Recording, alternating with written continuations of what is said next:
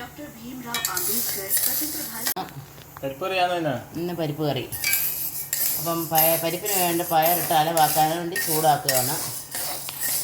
ചൂടാക്കിക്കൊണ്ടേയിരിക്കും, ഇളക്കോടെ ഇളക്കാം.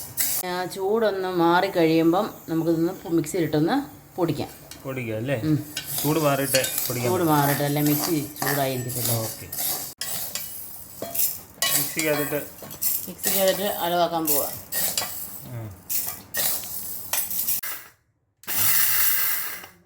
അലവാക്കിയതാ. ഇതാ പരിവ് അല്ലേ? ഇതാ പരിവ്. ഒരു 4 കൈ ഞാനിടുവേ. 4 കൈ ആകുമ്പോഴത്തെ നല്ല കൊഴുപ്പിലും ആളുടെ അനുസരിച്ച്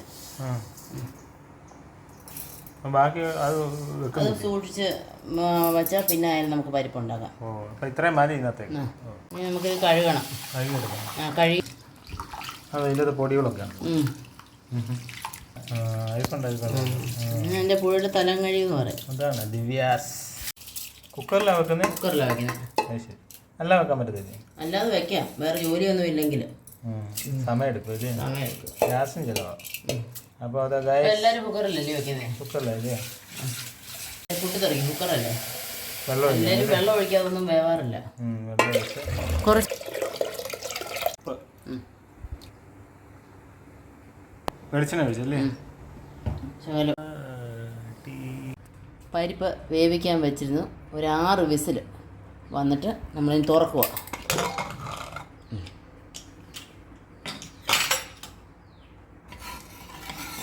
കണ്ടോ, വെന്തിട്ടുണ്ട്.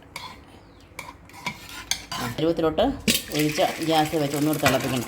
വെക്കണം. ഞാൻ ചരുവത്തിലോട്ട് മാറ്റിയോണ്ടാണ് ഇങ്ങനെ വയ്ക്കുന്നത്. അല്ലേ അത് കുക്കറോട് വെച്ച് നമുക്ക് തിളപ്പിച്ചാൽ മതി.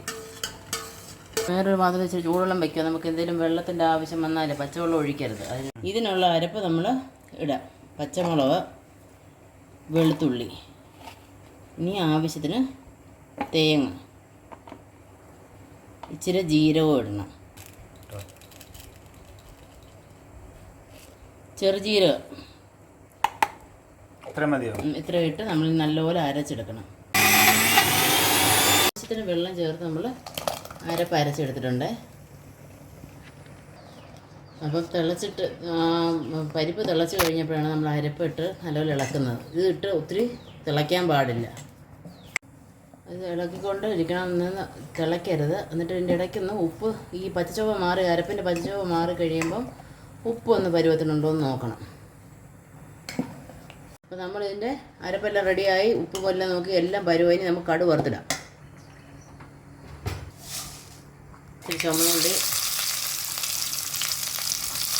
വറ്റൽമുളക്, കരിവേപ്പില. അപ്പോൾ നമ്മുടെ അങ്ങനെ പരിപ്പ് കറി, അടിപൊളി പരിപ്പ് കറി റെഡി ആയിട്ടുണ്ട്. റെഡി. പപ്പടം കൂട്ടി ഒറ്റയടി. വാ അല്ലേ? പപ്പടം കൂട്ടി അടിക്കൂ.